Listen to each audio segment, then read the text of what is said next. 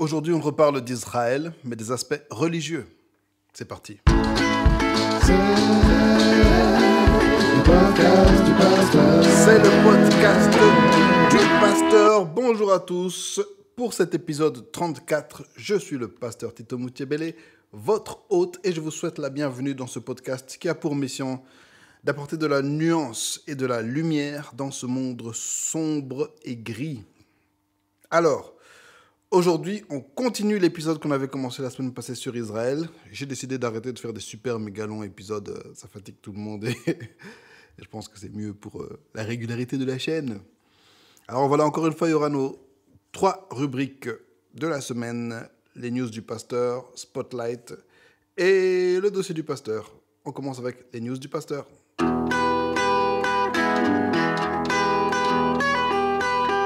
Je n'ai pas de news.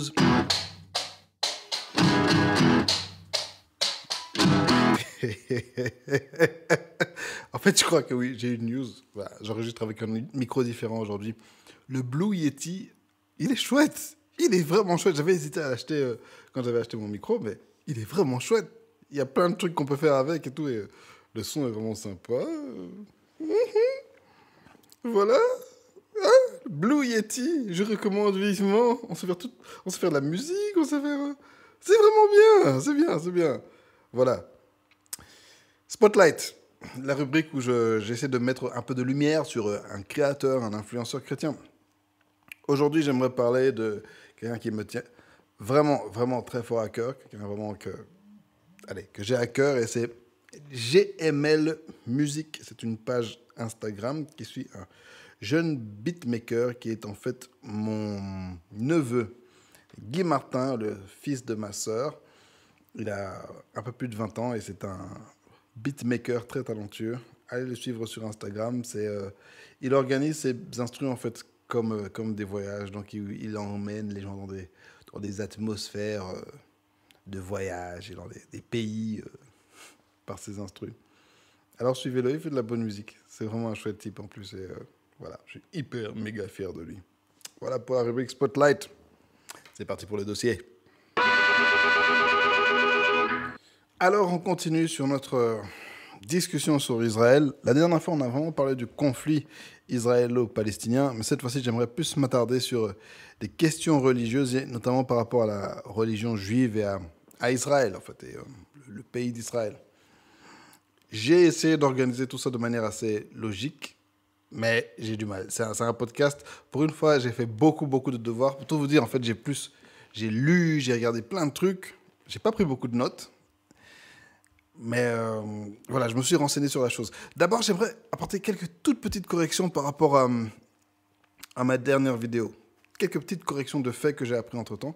Premièrement, Israël, lors des derniers jours de guerre, a connu des décès. Donc leur superdome de Wakanda les protège, mais pas à 100%. Donc certaines roquettes ont touché des civils et ils ont aussi connu des pertes de vie humaine.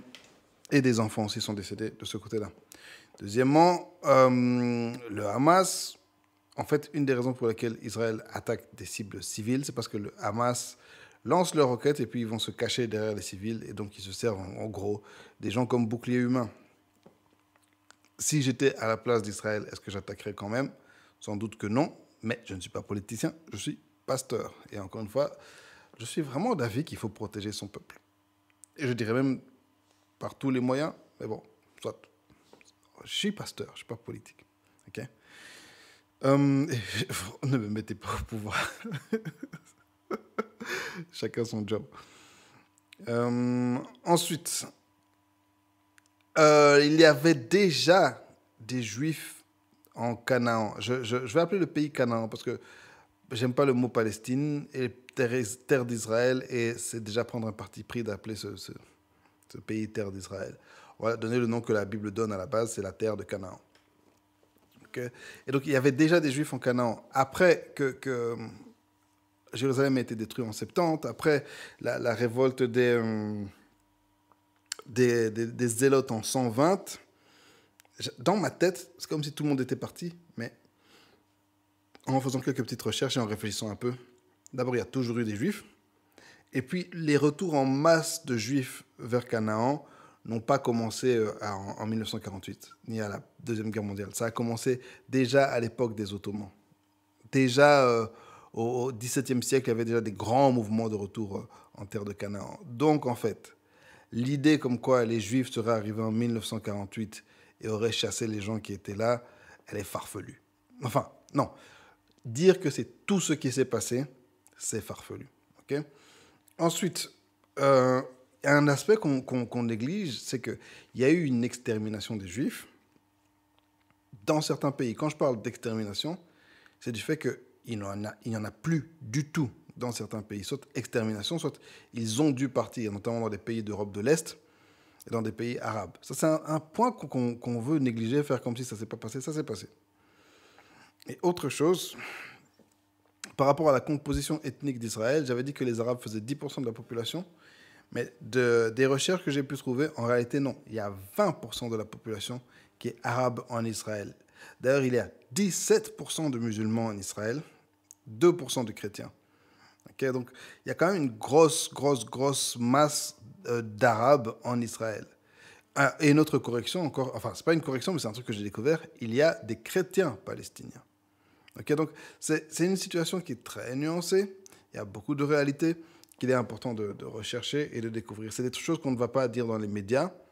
Et un truc que j'ai découvert avec les Juifs pendant que j'étais en Israël, ah oui, un truc que je n'avais pas dit aussi dans le dernier podcast, c'est que j'ai été en Israël invité par l'ambassade d'Israël de Belgique. C'était un voyage organisé par l'ambassade d'Israël qui voulait travailler avec les pasteurs belges. Donc j'ai été représenter mon église et ma communauté là-bas. Donc encore une fois, ce que je disais dans le podcast passé, je ne suis pas totalement impartial. Donc ne pensez pas que je viens de donner une pensée totalement impartiale. J'essaie d'être transparent par rapport à mes arguments et par rapport à mes positions. Donc je respecte les positions de chacun. Ce que je ne respecte pas, ce sont les mensonges.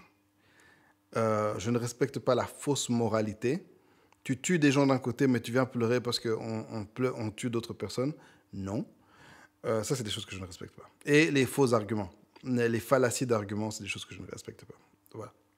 Donc, chacun a le droit d'avoir ses positions. C'est des choses que je respecte totalement. OK? All right.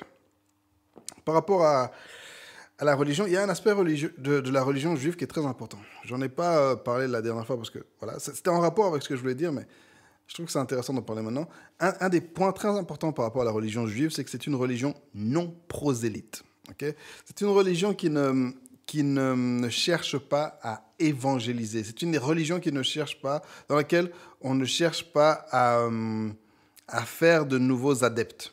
Contrairement à deux autres religions très importantes dans la région, le christianisme et l'islam. Nous, les chrétiens et les musulmans, notre objectif, c'est que tout le monde soit comme nous. Tout le monde croit en ce que nous croyons, parce que nous croyons que nous avons la vérité, et que si tu crois en ce que nous croyons, tu seras sauvé. Quoique, voilà, il y a plus de nuances que ça, mais en gros, c'est ça. Nous sommes des religions prosélytes.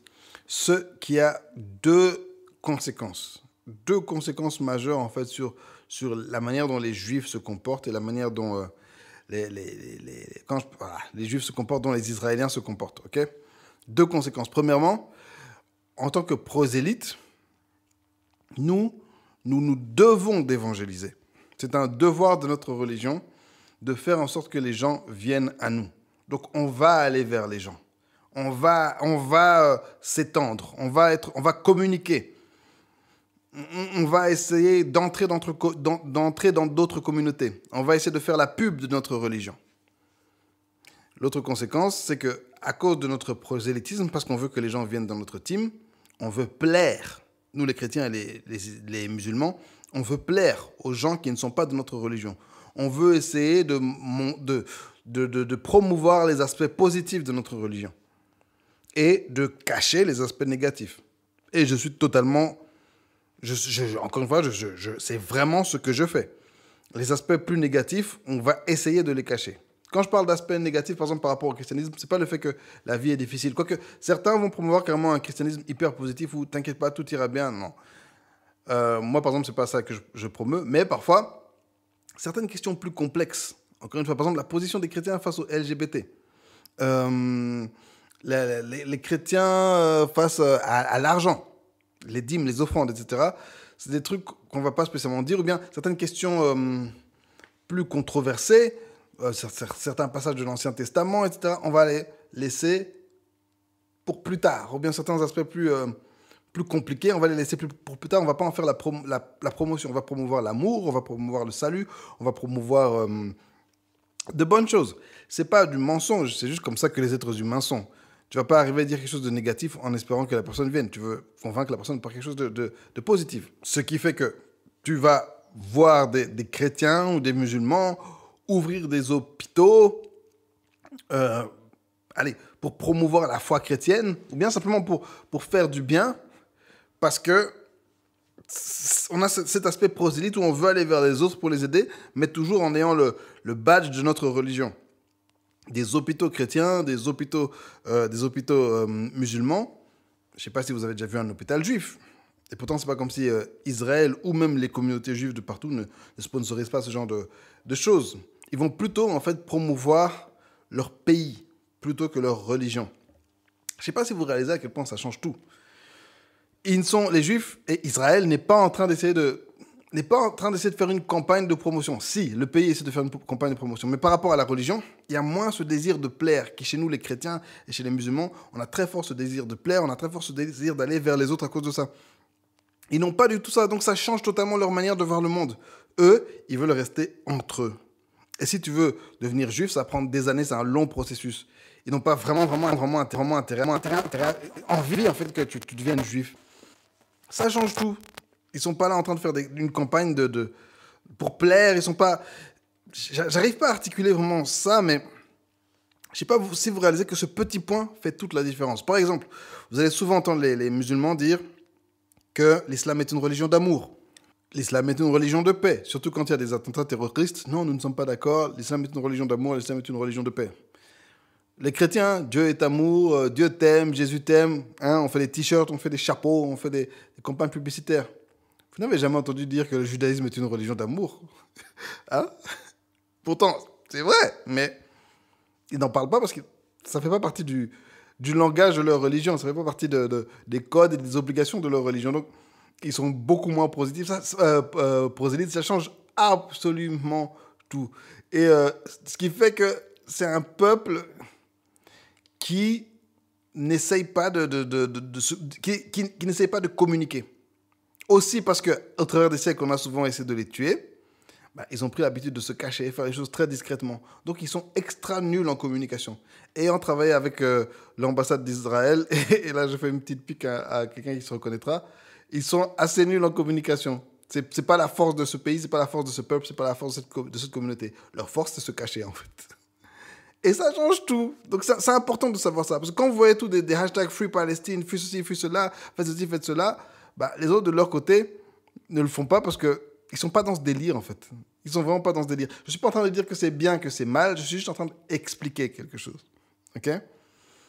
C'est important de comprendre cette distinction, qu'il y a certaines personnes qui sont en campagne de promotion et d'un autre côté, il y a des gens qui sont en campagne de survie et en campagne de fortification, de fortification de leur position. Ils sont en train de devenir de plus en plus puissants. Ils sont en train de moins faire de la propagande. Quoique, moi, j'ai pu subir de la propagande israélienne. C'était une douce propagande. Un voyage, c'est quand même bien. Bon, c'était pas gratuit, on a dû payer, mais à un prix très, très modique. Donc, voilà. Ça, c'est un premier aspect que je voulais souligner. Ensuite, là, on va attaquer, je pense, le gros morceau. Ça, c'est pour les chrétiens que je demande. Et pour certains juifs aussi. Est-ce que le pays Israël qui existe maintenant, est-ce que c'est l'Israël de la Bible? Est-ce que Israël, le pays qui existe là pour l'instant, c'est l'Israël biblique? L'importance de cette question, c'est que notre attitude à nous en tant que chrétiens, selon ce que la Bible nous enseigne, devrait différer s'il s'agit de l'Israël biblique. Notamment parce que la Bible nous dit que je bénirai ceux qui te béniront, je maudirai ceux qui te maudiront. Nous sommes censés bénir Israël. La différence, c'est que si c'est Israël de la Bible, nous, chrétiens, nous devons croire que ce pays est à eux. Parce que notre Dieu, parce que nous pensons que nous servons le même Dieu, notre Dieu leur a donné ce pays. Est-ce que l'Israël présent est l'Israël de la Bible? religieusement et aussi ethniquement. On va d'abord parler de l'aspect ethnique. À l'heure actuelle, Israël, quand on parle des Juifs d'Israël, c'est composé principalement de 3 groupes, je dirais. Il y a les Juifs Mizraïm, c'est ceux qu'on appelle les Juifs orientaux. Mizraïm, ça vient de égyptien, donc c'est les Juifs en gros qui viennent de tous les pays arabes. Il y a les Juifs Ashkénazes, ce sont les Juifs qui viennent des pays européens. Et les Juifs russes, qui sont des Juifs russes. Et les Juifs éthiopiens, plus d'autres groupes. Le plus gros groupe sont les Juifs arabes, les Juifs orientaux, les Mizraïm. Je pensais que les Ashkénazes étaient un plus gros groupe. Ils sont très influents, mais ils sont un groupe un peu plus petit. Je pense qu'ils sont moins de 20%, alors que les Mizraïm sont 40% de la population. Les Éthiopiens, si je me suis bien renseigné, font 4% de la population environ. Et les Russes font 10% de la population. Revenons sur nos amis Ashkénazes, parce que je sais qu'on en a beaucoup parlé ces dernières années. Tout d'abord, certains essaient de démonter Israël actuellement en démontant les Ashkénazes, notamment à cause de certaines familles, de l'implication des Juifs européens, des Ashkénazes, dans le système bancaire international, dans Hollywood, et tous les efforts de propagande et d'influence surtout. C'est d'un côté de l'influence par la banque, de l'autre côté de la propagande par Hollywood, qu'ils auraient mis en place dans le monde de manière intentionnelle avec le début du sionisme, etc., etc., etc. Certains vont même jusqu'à dire que les Ashkénazes ne sont pas des juifs, des véritables juifs. Je ne sais pas si vous avez déjà entendu la théorie des Khazars. Je pense que ça s'écrit Khazar, mais voilà. J'ai déjà regardé un documentaire, je pense, là-dessus. En gros, selon ces gens-là, selon cette théorie, il y aurait des Juifs qui auraient fui Israël à l'époque des fuites, de la diaspora, qui se seraient retrouvés quelque part en Europe de l'Est. Et là, ils auraient enseigné leur religion à des peuples là-bas. Et notamment un peuple qui s'appelle les Khazars, qui aurait pris une partie de ce qu'ils ont reçu des Juifs, et ils se sont fait passer pour des Juifs, et maintenant, c'est eux, en fait, qui sont devenus les Ashkénazes, qui sont maintenant revenus en terre d'Israël, mais qui ne seraient pas des Juifs, qui sont en fait des Européens de l'Est. Bon, tout d'abord, j'avoue que cette histoire, ça sonne comme une fable. Okay? J'ai entendu beaucoup de fables sur l'Internet. Cette histoire sonne comme une belle fable, et je n'aime pas les histoires qui sont trop belles. Ça sonne comme une fable. Ensuite, est-ce que ce genre de choses est faisable ? C'est très faisable. Effectivement, c'est faisable. Beaucoup de peuples se sont rebrand au travers de l'histoire. Ah, mais d'ailleurs, c'est le cas de nos amis palestiniens. Jusqu'à la moitié en fait, jusqu'à la création de l'État d'Israël, il n'y avait pas de Palestiniens. Ils ne s'appelaient pas les Palestiniens parce que la Palestine n'a jamais été un pays. C'était des peuples, ils avaient leur nom, ils avaient chacun leur culture, etc., qui vivaient là-bas. Et ils se sont rebrand comme Palestiniens. Je parlais récemment du cas des Banyamulenge. C'était une affaire qui a défrayé la chronique fin des années 90. C'était un peuple qui était censé être une tribu du Congo, mon pays, République démocratique du Congo, une tribu qui était originaire du Rwanda et qui subissait des discriminations au Congo. Et à la grande surprise de nous tous, les Congolais, on a appris ce jour-là, en fait, quand cette histoire est sortie dans les journaux, qu'il y avait un peuple au Congo qui s'appelait les Banyamulenge. En fait, il n'y a pas de peuple au Congo qui s'appelle les Banyamulenge. Il n'y a pas de tribu au Congo qui s'appelle les Banyamulenge. Il y a des réfugiés rwandais à qui on avait donné un territoire pour s'installer dans les années 70 suite à des problèmes encore de guerre et de génocide au Rwanda, qui se sont installés au Congo, dans un endroit qu'on appelle Mulenge. Et les gens qui viennent de là, on les a appelés les Banyamulenge. Mais ce n'était pas une tribu. Ils n'ont pas un territoire tribal qui vient de la nuit des temps, de la nuit des temps, précoloniale comme la plupart des Congolais. Est-ce que ce sont des Congolais ? Je pense bien. Je pense qu'ils ont reçu le statut de réfugié. Enfin, voilà, c'est discutable selon le droit, etc. Mais est-ce que c'est un peuple ? Oui. Est-ce qu'ils sont quelque part ? Oui. Est-ce qu'ils existent physiquement ? Oui. Quelle est la taille de la population ? J'en sais rien. Mais à un moment, ils se sont rebrand, ils ont changé de leur marque. Ils ont arrêté de s'appeler Rwandais. Ils ont pris le nom d'un lieu sur le Congo et ils se sont présentés tels quels. Encore une fois, je ne pense même pas que ces pauvres personnes, ces pauvres descendants de réfugiés, sont derrière ce mouvement. Je pense que c'est des gens qui sont, encore une fois, des gens influents qui ont voulu faire passer les Congolais pour Dieu seul sait quoi, et ont utilisé, ont instrumentalisé ces peuples pour créer des problèmes. Donc oui, est-ce qu'un peuple peut prendre l'identité d'un autre peuple et se faire passer pour autre chose et que ça marche? Oui, c'est quelque chose qu'on voit de manière, de manière assez fréquente dans l'histoire. Il y a des périodes où, par exemple, un peuple va décider de retrouver une identité nationale. On a ça en Belgique. Les Flamands, par exemple, c'était plus ou moins un peuple. C'était des gens qui parlaient des langues. Et à un moment, il y a eu un mouvement nationaliste qui a créé une culture flamande. Il y a beaucoup d'argent qui est pompé chaque année pour créer, produire une culture flamande, pour mettre en place vraiment un groupe homogène. Et ça a bien marché. Donc, c'est des choses qui arrivent. Est-ce que c'est mauvais en soi? Ça dépend. Si c'est mal intentionné, c'est mauvais. Par exemple, dans le cas des Flamands, c'est pas mal intentionné. C'était juste j'allais dire des tribus, ouais, ouais, on va dire des ethnies, des tribus qui se sont unies pour défendre leurs intérêts parce qu'ils étaient discriminés dans un pays. Donc, ça peut arriver. Si l'histoire des Khazars est vraie, il y a clairement intention de nuire, intention de dominer, mais ça me semble tellement farfelu. J'aimerais avoir des sources historiques plus fiables. Je ne vais pas mettre beaucoup de temps là-dessus parce que je m'en fous en fait un peu. Mais voilà. Mais par contre, un truc qu'il faut remarquer, c'est qu'ils ne sont qu'une minorité, en Israël, en fait. La grosse majorité sont des juifs orientaux. Ils semblent très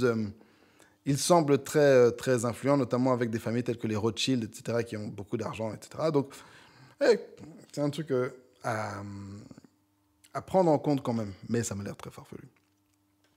Maintenant, par rapport à cette histoire, est-ce que les Juifs est-ce que Israël actuel est le même Israël que dans la Bible? Il faut aussi se poser la question, est-ce que Juif c'est un peuple? Est-ce que Juif c'est une religion? Est-ce que Juif c'est une race? Et je pense que c'est vraiment un de ces trucs où la réponse à ça c'est oui.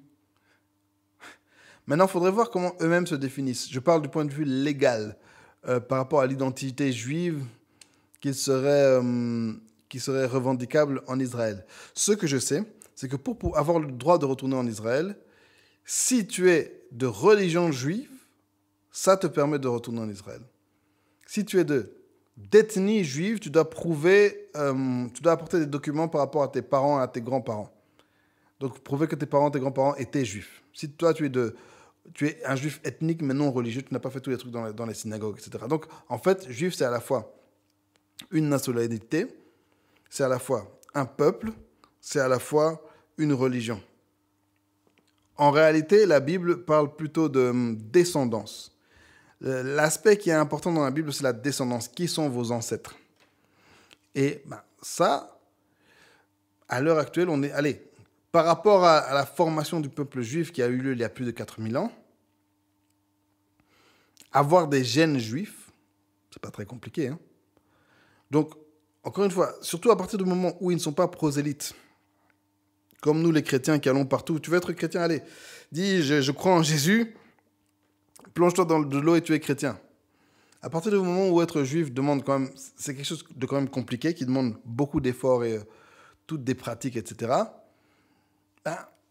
On peut accepter que des gens qui ont juste un tout petit peu de gène juif, une ancestralité, je ne trouve pas le terme, je suis fatigué, juive limitée, mais qui soit professent la foi juive, soit peuvent prouver leur généalogie, le sont. Ça a du sens. Mais maintenant, est-ce que l'État Israël représente l'État Israël de la Bible?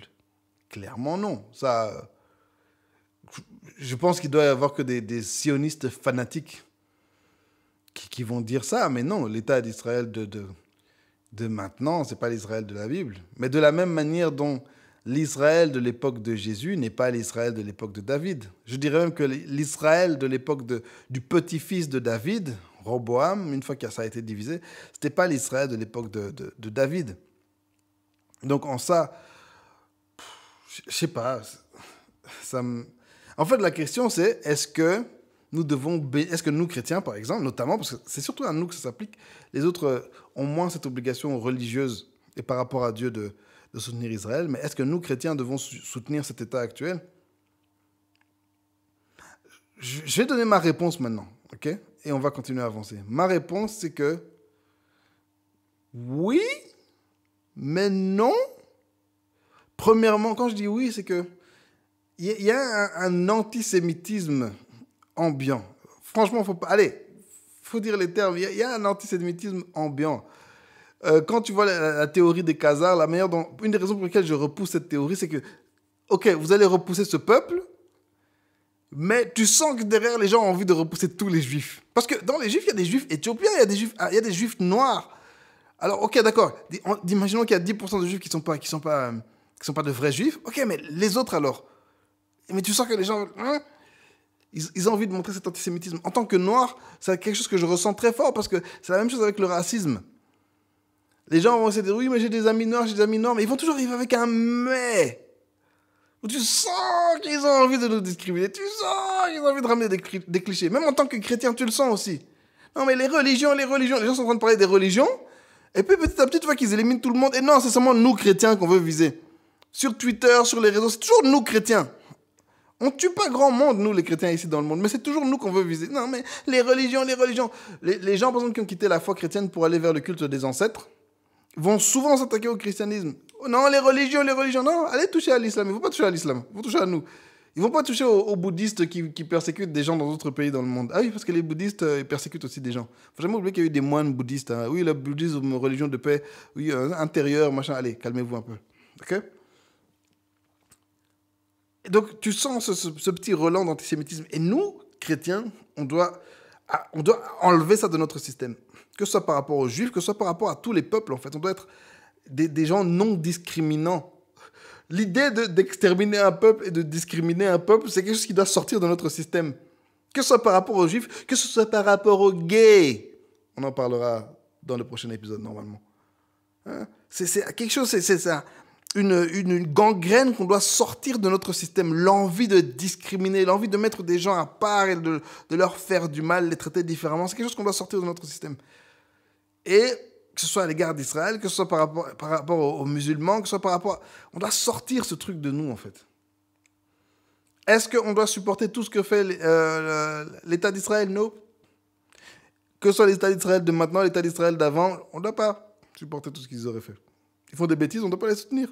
Yep. Non. Est-ce qu'on doit prier pour Israël, bénir Israël? Oui. Est-ce qu'on doit prier et bénir d'autres peuples? Oui. Est-ce qu'on doit prier plus pour Israël que pour d'autres peuples? Je pense qu'on doit prier plus pour Israël parce que, encore une fois, si tu crois dans les prophéties bibliques, tu sais que juste à cause du sol et juste à cause des gènes d'Abraham qui sont dans le sang de certaines personnes, tu dois prier. Et à cause de l'importance eschatologique de la fin des temps de cette terre et de ces personnes. L'État, c'est encore autre chose. Mais je vais vous dire que allez, guys, I'm sorry, je suis désolé. Je vous l'ai dit la dernière fois, pour moi, l'État d'Israël, c'est pas l'État le plus méchant dans le monde. Si vous cherchez des États qui font des horreurs, il y en a. C'est facile. En fait, tous les États font des horreurs.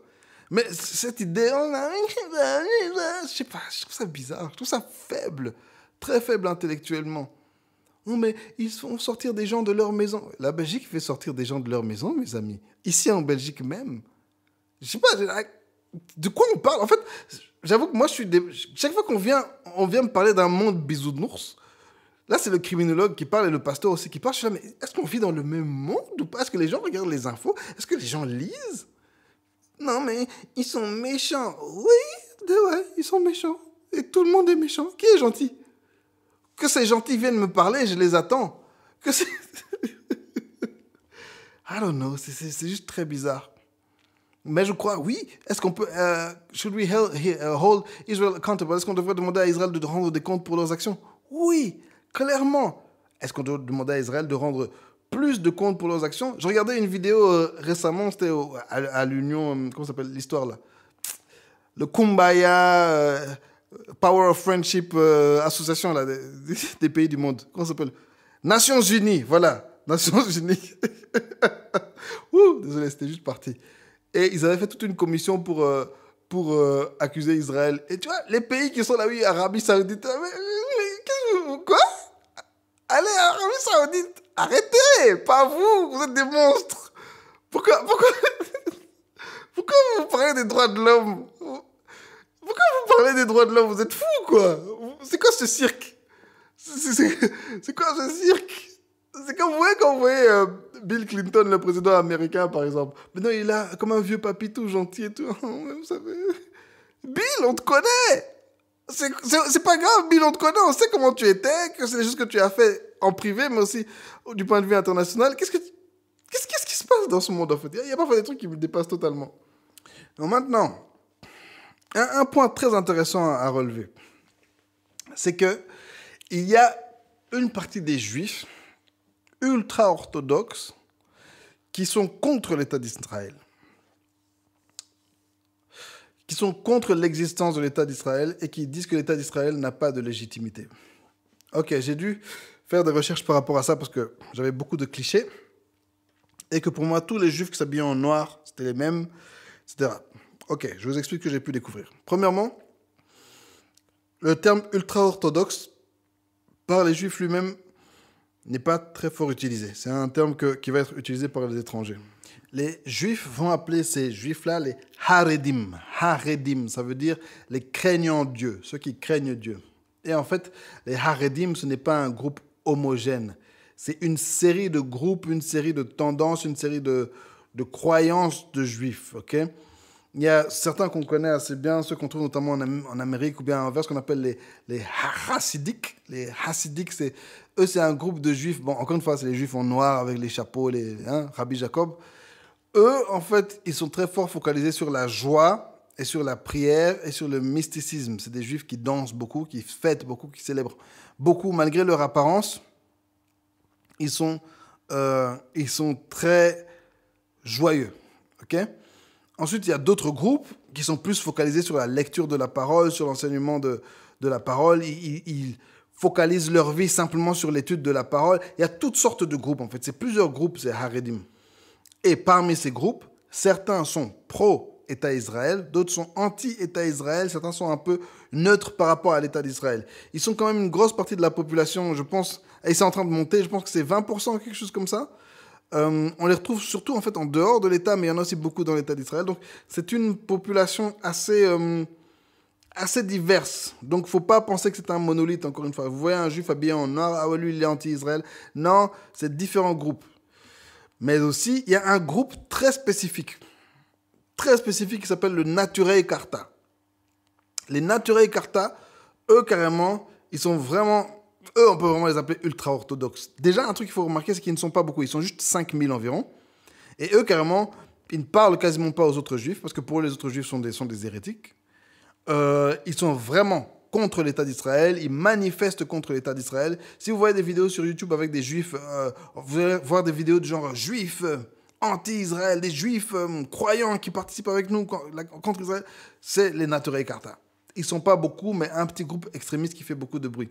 Donc pour eux, l'État est illégitime. Pourquoi? Parce que, non seulement pour les Naturei Karta, mais pour d'autres, parce que l'État Israël actuel là, a été reconstruit par des hommes. Alors que dans la croyance du judaïsme, selon ce que la Bible enseigne, et selon ce que les Juifs croient, l'État d'Israël doit être reconstruit par le Messie. On reviendra sur le Messie à la fin. Et donc, ces Naturei Karta et ces groupes très, très, très extrémistes pensent que l'État d'Israël n'a pas de légitimité parce que, voilà, c'est pas l'État tel que la Bible nous montre, c'est pas ce pays parfait que le Messie est censé reconstruire. Et c'est un très bon argument. Très, très bon argument. Est-ce qu'il est véridique? On va en discuter plus tard. Mais ce que je voudrais dire avant tout, c'est faites attention à ça. Ne vous laissez pas flouer par leurs vêtements. Ok? C'est pas parce que tu es extrême, c'est pas parce que ton interprétation est extrême ou radicale que tu as raison. L'extrémisme ne signifie pas vérité ni pureté. D'ailleurs, ce que j'ai pu voir dans mes recherches, c'est que vous allez voir les gens qui vont aller interroger ces gens et vont leur dire, alors, donc vous trouvez que Israël n'est pas légitime? Ils vont aller interviewer les Naturei Karta. Israël n'est pas légitime. Ah oui, voilà. Ah.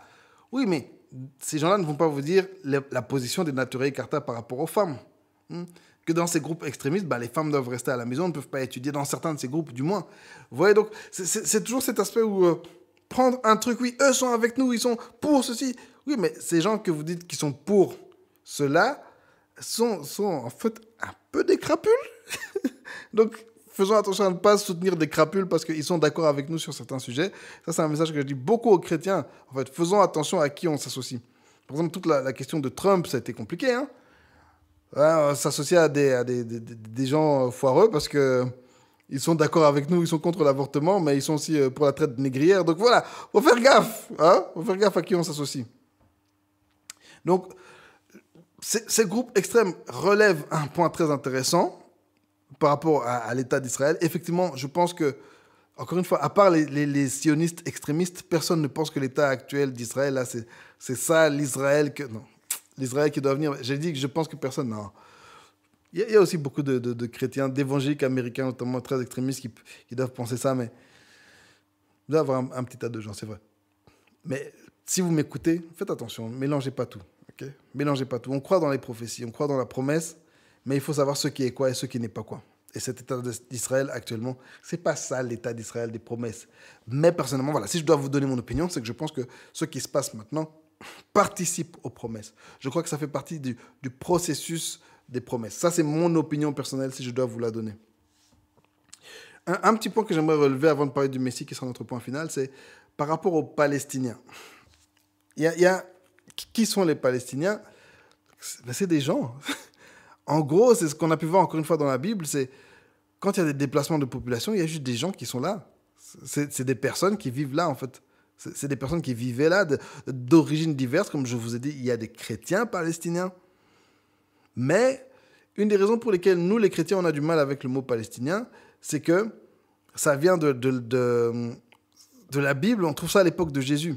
En gros, ce qui s'est passé, c'est que les Romains, quand ils ont conquis Israël, je pense que c'est en moins 64, mais corrigez-moi, ils ont vu cette terre qui s'appelait avant la Judée, et Judée qui est la terre des Juifs, hein, et ils ont appelé cette terre la Palestine, le pays des Philistins.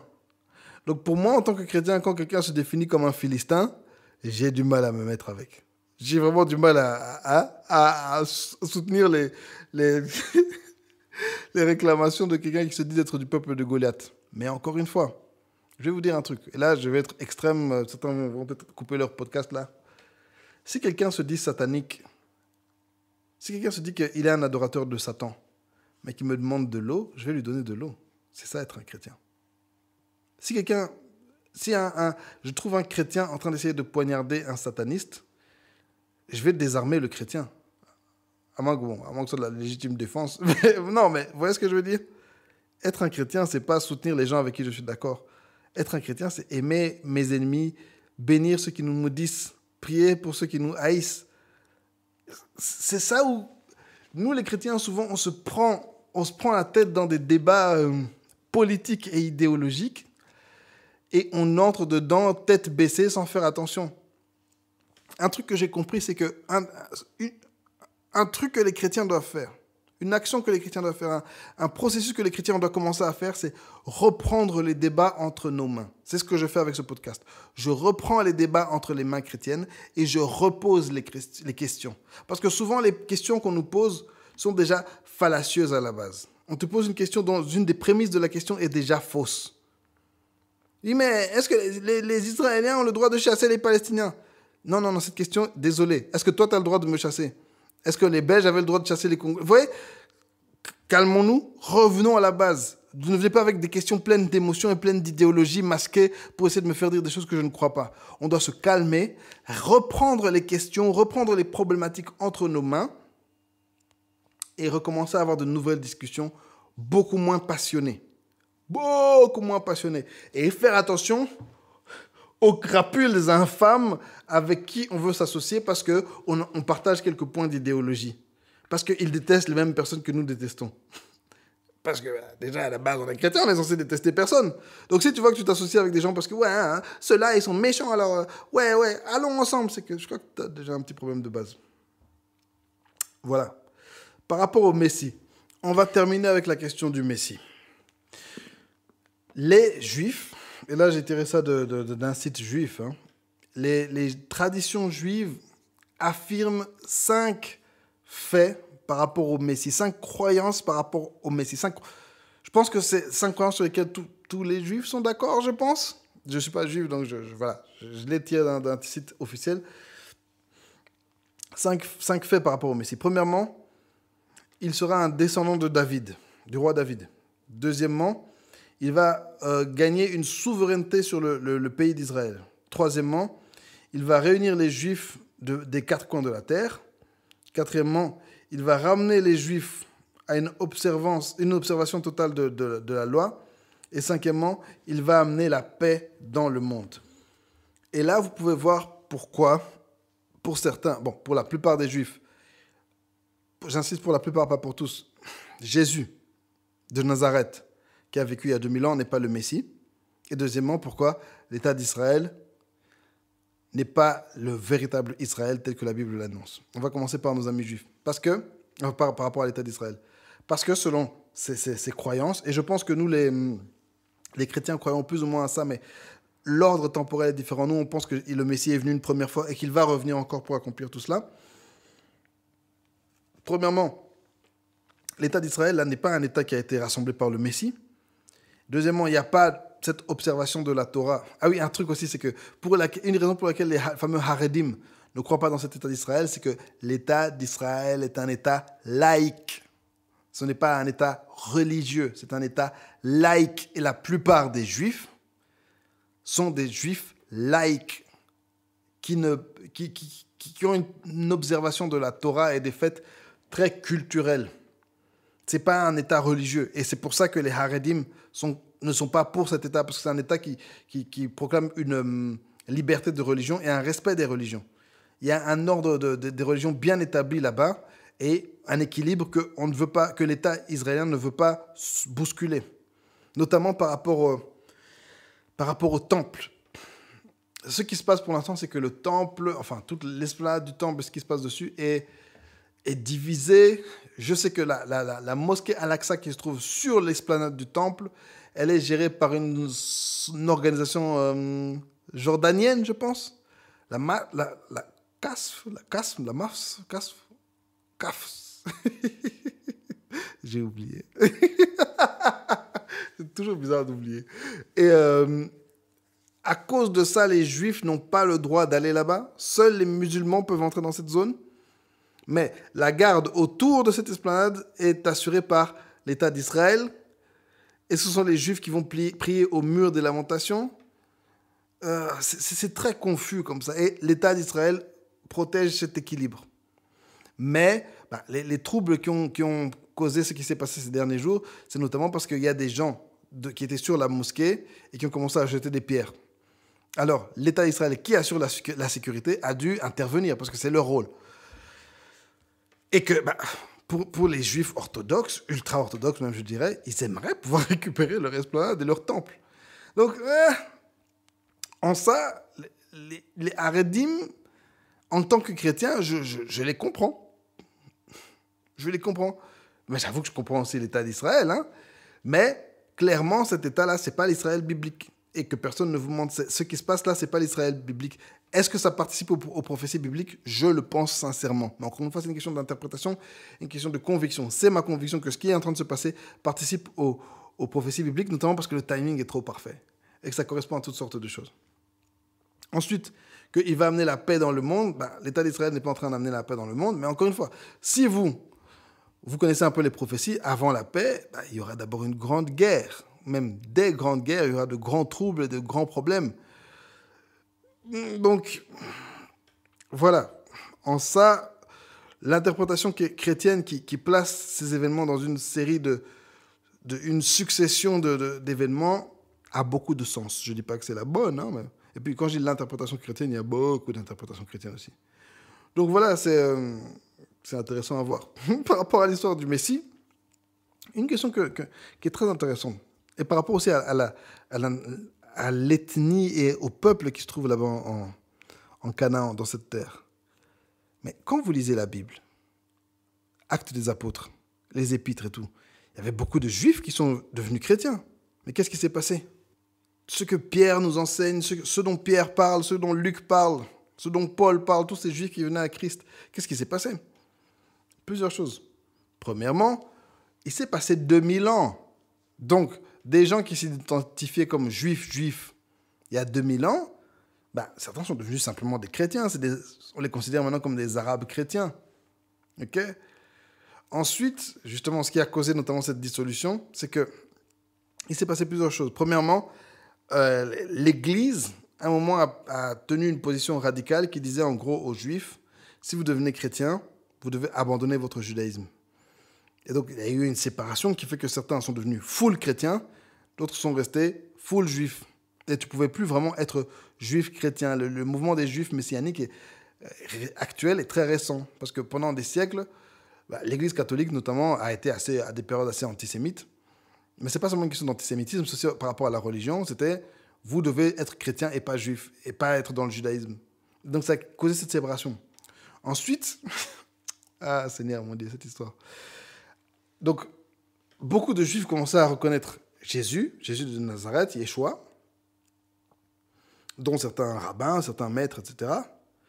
Mais, dans les années 130, 2e siècle, il y a eu la révolte d'un certain Shimon Bar Kokhba. Shimon Bar Kokhba, c'était un chef de guerre juif en Israël, encore une fois occupé par Rome, hein, qui a réuni une grande armée qui s'est fait proclamer le Messie et qui a essayé de libérer Israël. Et ce fut un échec lamentable. Hein. Il est mort. Voilà, c'était un échec. Mais les chefs religieux juifs de l'époque ont proclamé que Simon Bar Kokhba était le Messie et que si vous ne suivez pas Bar Kokhba, vous n'êtes pas un juif. Donc beaucoup ont abandonné leur foi chrétienne parce que, il y avait cet espoir national qui arrivait et ils ont suivi ce monsieur. Et voilà, ça s'est terminé en queue de poisson. Mais voilà, maintenant, vous n'êtes plus chrétien. Donc, il y a eu avec les siècles, il y a eu ce schisme qui s'est séparé vraiment entre le judaïsme et le christianisme, qui a fait qu'on se retrouve actuellement dans une situation où il y a beaucoup de juifs et des chrétiens, et on n'est plus tellement ensemble. Mais quoique, justement, pourquoi je dis que ce qui est en train de se passer maintenant en Israël participe aux prophéties bibliques? Parce que maintenant, on est dans une période où il y a une convergence des luttes. Pour mes amis de Twitter, vous savez c'est quoi? Un autre exemple d'un faux messie, c'est un certain Shabbatai Zvi. Désolé, ça me fait rire. Au XVIIe siècle, dans l'Empire ottoman, c'était un juif turc, un mystique qui avait des extases, qui avait des visions, des trucs comme ça. Et puis à un moment, monsieur Shabbatai Zvi, encore une fois, il a trouvé un rabbin là quelque part, un rabbin autoproclamé homme de Dieu, qui l'a proclamé Messie. Donc, monsieur est devenu Messie. La rumeur s'est répandue partout dans le monde, hein, dans le monde connu, dans l'Empire ottoman, notamment que voilà, le Messie est là, il s'appelle Shabbatai Zvi, il fait des miracles, il est merveilleux, etc. Ah, Seigneur. La fin de cette histoire est terrible. C'est une des histoires les moins épiques, que je connais. Donc, il a voyagé un peu partout, et puis il a beaucoup œuvré, notamment en Palestine. Et à un moment, le sultan de l'Empire ottoman l'a convoqué. Et lui a dit, OK. Désolé, ça me fait trop rire. C'est pas drôle. Enfin, arrête de rire. Il l'a convoqué, il lui a dit, écoute, soit tu te convertis à l'islam, soit tu te tues. Alors le gars s'est mis un turban sur sa tête. Il a dit, bon, je me convertis. Et le sultan lui a donné une lettre officielle pour le présenter comme gardien des portes royales. Et il lui a donné une pension. Il le payait chaque jour, sa pension. Donc le Messie s'est converti. Ah, des faux Messies. Il y a encore des faux Messies. La Bible nous parle des faux Messies qui étaient là. Tout ça pour dire que moi, ce en quoi je crois, c'est dans le Messie de Jésus de Nazareth. Je crois dans un Messie qui est venu plein d'amour. L'agneau immolé qui est venu nous donner la paix, l'amour, qui est venu mourir pour nous donner la vie. Je crois qu'il est d'abord venu avec un message plein de compassion. Il est d'abord venu ramener tous les peuples à Dieu. Avant de les ramener au pays, il est d'abord venu les ramener à Dieu. Nous tous, les humains. Rappelez-vous qu'une des bénédictions d'Abraham, c'est toute la terre, toutes les familles du monde seront bénies en toi. Et je crois en ce Messie qui est venu ramener les familles du monde à Dieu et les bénir en Abraham. Et oui, je crois qu'il y aura un retour en Israël. Et le retour a déjà eu lieu. Je crois que ce retour va continuer des Juifs en Israël. Parce que Romains nous enseigne comment il y a la bénédiction de l'Église, mais il y a aussi la bénédiction des Juifs. La parole de Dieu nous enseigne aussi dans Zacharie, chapitre 12, verset 10, que « Je répandrai sur la maison de David. Alors, à la fin des temps, Dieu va répandre sur la maison de David et sur les habitants de Jérusalem un esprit de grâce et de supplication. Et ils tourneront les regards vers moi, celui qu'ils ont percé. Ils pleureront sur lui comme on pleure sur un fils unique. Ils pleureront amèrement sur lui comme on pleure sur un premier-né. » J'en ai déjà parlé dans mon podcast sur Jésus. À la fin des temps, il va répandre sur Jérusalem. Ça veut dire que les Juifs sont déjà à Jérusalem, en fait, quand cet esprit va arriver. Et là, ils vont réaliser qui est le Messie. C'est ce que je crois. C'est mon interprétation de la Bible qui correspond à ce que les auteurs du Nouveau Testament pensent. Et je pense que tout ceci participe au plan de Dieu. Encore une fois, je répète ce que j'ai dit la dernière fois. Est-ce que je pense que des gens doivent perdre leur maison? Non. Est-ce que des enfants doivent mourir? Non. Mais je crois qu'il y a un plan de Dieu pour l'humanité. Je crois qu'il y a un plan de Dieu pour Israël. Et en tant que chrétien, en tant que disciple de Jésus et enfant de Dieu, je veux être du bon côté de ce plan. Et je vous invite aussi à être du bon côté de ce plan. Mais ça commence comment? Par aimer nos ennemis, prier pour ceux qui nous haïssent, bénir ceux qui nous maudissent. Et aussi par rapport à la fin des temps. Je ne sais pas si vous avez déjà entendu parler de Gog et de Magog. Les nations du Nord qui vont se réunir contre Israël. C'est ce que la Bible nous dit. Les nations du Nord vont se réunir contre Israël. On en reparlera une prochaine fois. Soyez tous bénis. C'était le podcast du pasteur. Si vous avez aimé, n'oubliez pas de liker, partager, vous abonner et de commenter. J'ai envie de savoir encore une fois ce que vous avez pensé de tout ça. J'ai reçu plein de chouettes commentaires la dernière fois. J'ai eu plein de chouettes discussions après ça. Désolé, je ne réponds pas à tout le monde. C'est devenu un peu bizarre pour moi. J'ai du mal à répondre comme ça sur YouTube. C'est très bizarre. Mais voilà, ça me fait plaisir de vous voir écrire, de discuter avec vous et de voir vos opinions merveilleuses. Allez, courage à tous. Bye bye.